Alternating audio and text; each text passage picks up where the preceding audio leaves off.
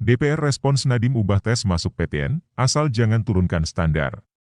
Jakarta, CNN Indonesia, Wakil Ketua Komisi X DPR RI Hetifah Syaifudian mengatakan kebijakan penghapusan tes mata pelajaran, MAPEL, dalam seleksi masuk perguruan tinggi negeri, PTN, yang dilakukan Mendikbudristek Nadiem Makarim jangan malah menurunkan standar masuk kampus plat merah itu. Ia juga berharap, kebijakan tersebut tidak malah melahirkan permainan nilai. Jangan sampai transformasi seleksi PTN ini malah menurunkan standar masuk PTN dan memunculkan potensi permainan nilai dari pihak sekolah untuk mendongkrak nilai rapor, kata Hetifah dalam keterangan tertulisnya, Jumat 9 September. Selain itu, Hetifah mengingatkan efek domino dari transformasi kebijakan masuk PTN yang dilakukan Nadiem. Hetifah memandang kebijakan penghapusan tes MAPEL dalam seleksi masuk PTN yang dilakukan Nadiem bisa berpihak kepada semua kalangan, bukan hanya pelajar.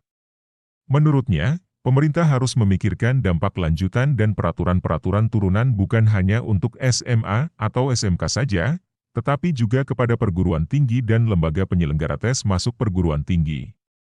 Dia mengatakan sudah selayaknya seleksi masuk PTN dibuat inklusif, holistik, dan transparan dengan mengedepankan kemudahan dan penalaran berpikir peserta didik. Ini dibuktikan dengan penyederhanaan tes SBMPTN dan kewajiban transparansi perguruan tinggi untuk seleksi jalur mandiri, katanya.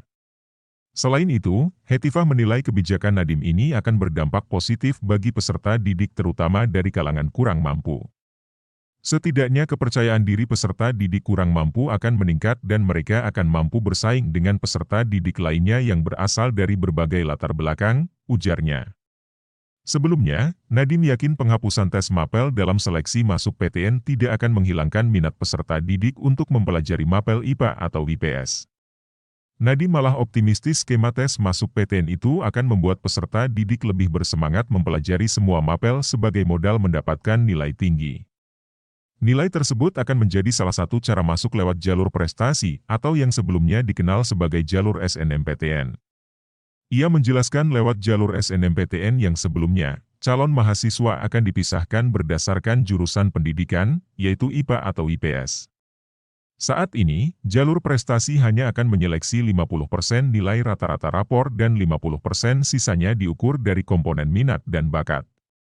Tadi ada beberapa komentar, apakah ini akan membuat pembelajaran di sekolah malah tidak penting untuk belajar fisika dan lainnya? Justru kebalikannya, karena sebelumnya itu SNMPTN kan hanya memfokuskan beberapa subjek saja, 1 atau 2, sekarang minimal 50%, kata Nadiem dalam rapat kerja bersama Komisi X di Gedung DPR RI, Kamis 8 September.